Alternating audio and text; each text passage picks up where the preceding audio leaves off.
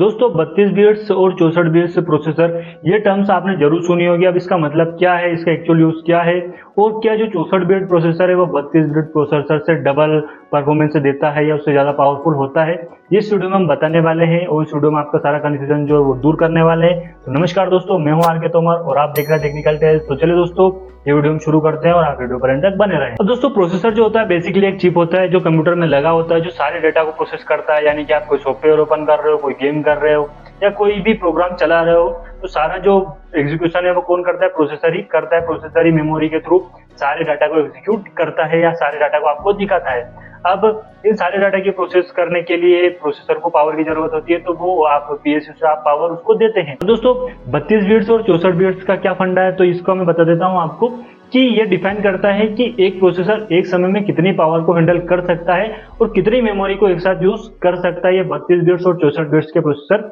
दिखाते हैं। तो ये आगे हम जानने वाले हैं कि इनका असली मतलब क्या है और क्या होता है 32 बिट्स और 64 बिट्स के प्रोसेसर में। तो दोस्तों हम समझ लेते हैं कि 32 बिट्स और 64 बिट्स में क्या फर्क है। अगर आसान भाषा में समझे तो 32 बिट्स जो प्रोसेसर है वो एक साथ 32 बाइट्स या फिर हम कहें कि 4 बाइट्स तक के डाटा को हैंडल कर सकता है। मैं अगर 64 बिट्स की कहें तो 64 बिट्स जो प्रोसेसर है वो एक साथ 64 बिट्स या फिर 8 बाइट तक के डाटा को हैंडल कर सकता है। अब इसका सीधा सा मतलब यह हुआ कि जो 64 बिट का प्रोसेसर वो ज्यादा डाटा हैंडल कर सकता है, ज्यादा मेमोरी यूज कर सकता है और ज्यादा परफॉर्मेंस आपको दे सकता है। अब जो दोस्तों ये बात है, ये मेमोरी हैंडलिंग केस में और इम्पोर्टेंट हो जाती है, क्योंकि जो 32 बिट्स का प्रोसेसर है वो केवल 4 जीबी तक के डाटा को या 4 जीबी तक की मेमोरी को हैंडल कर सकता है। वहीं अगर थ्योरेटिकली बात करें तो 64 बिट का जो प्रोसेसर है वो 16 एक्साबाइट तक के रैम को हैंडल कर सकता है। इसका मतलब होता है 18 क्विंटिलियन बाइट्स, यानी कि ये बहुत बड़ा डाटा है जिसको 64 बिट का प्रोसेसर हैंडल कर सकता है। 16 एक्साबाइट तक की रैम हैंडल कर सकता है। यानी कि आने वाले समय में हमको अभी जो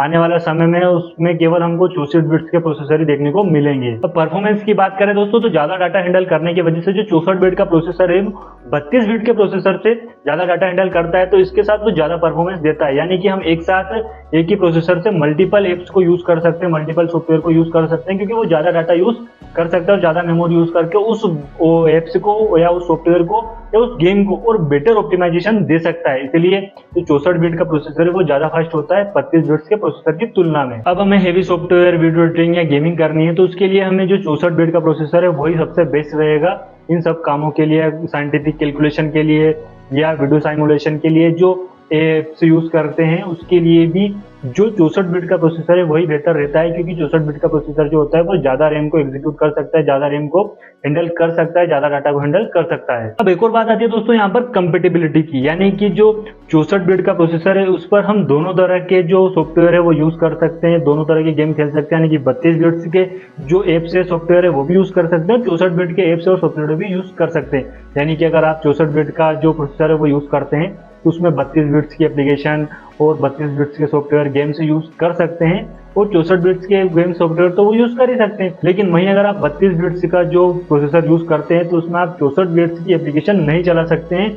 तो ये सबसे बड़ी कमजोरी है 32 बिट्स के प्रोसेसर की, क्योंकि हम देखते हैं कि जो एप्लीकेशन बनी हुई है 64 बिट्स के लिए तो वो ज्यादा डाटा के लिए बनी हुई है, ज्यादा डाटा को एग्जीक्यूट करने के लिए बनी है, ज्यादा रैम को यूज करने के लिए बनी हुई है, तो वो 32 बिट्स का जो प्रोसेसर है उन चीजों को हैंडल नहीं कर सकता है। अब गेमिंग सीन की बात करें दोस्तों, गेमिंग की बात करें तो अब यहाँ पर आप समझ ही चुके होंगे कि जिस जो प्रोसेसर ज्यादा रैम को यूज करेगा वही ज्यादा बेटर गेमिंग देगा और वही ज्यादा बेटर गेम को ऑप्टिमाइज कर पाएगा।